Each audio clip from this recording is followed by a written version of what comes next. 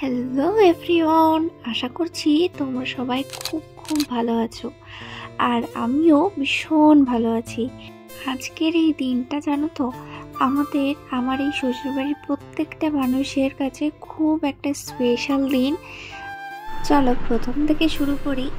দেখো, সকালবেলা ঘুম থেকে উঠে আমি আর শাশুড়ি মা মিলে রান্না বান্না করে গুছিয়ে তারপরে দুজন রেডি হয়ে চলে এসেছি আমার ছোট জায়ের বাবার বাড়িতে।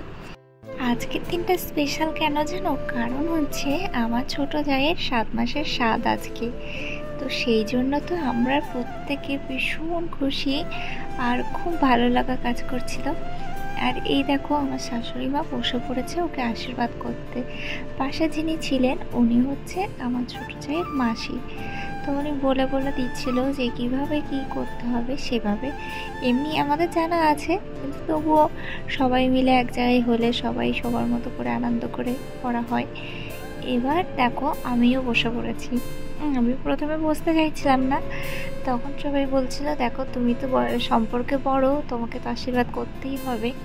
তো সেই জন্য আর কি বসে পড়লাম আশীর্বাদ করতে। আমি তো ফার্স্ট টাইম এরকম আশীর্বাদ করছি, একটু তো ঘাবড়ে গেছিলামই। যাই হোক, আমার তো ভীষণ ভালো লাগছিল আর বেশ আনন্দ করে আজকের দিনটা কাটছিল। আর তোমরা কিন্তু সবাই ওকে প্রচুর পরিমাণে আশীর্বাদ করবে এবং আমাদের যে নতুন মেম্বার আসতে চলেছে তার জন্য কিন্তু অনেকটা আগাম আশীর্বাদ দিয়ে দেবে। আর এই যে আশীর্বাদ করছে ওটা হচ্ছে ওর বৌদি। তো এখন যে যা পারছে আশীর্বাদ করছে আর যে যা পারছে খাওয়াচ্ছে।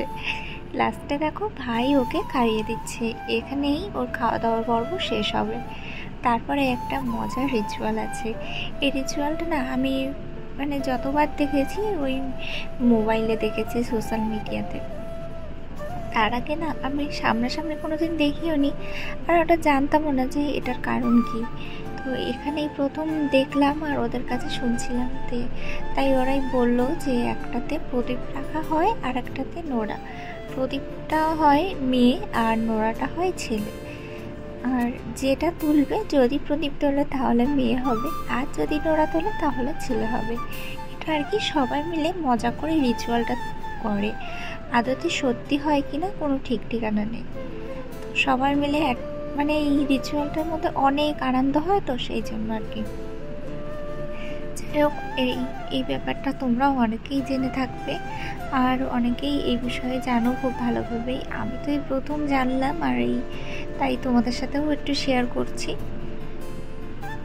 যতটুকু জানলাম ততটুকুই তোমাদের সাথে শেয়ার করছি। এবার দেখো, ঠাম্মিকে ধরে আনা হচ্ছে যে তার নাতনিকে আগে তাকে নিতে হবে।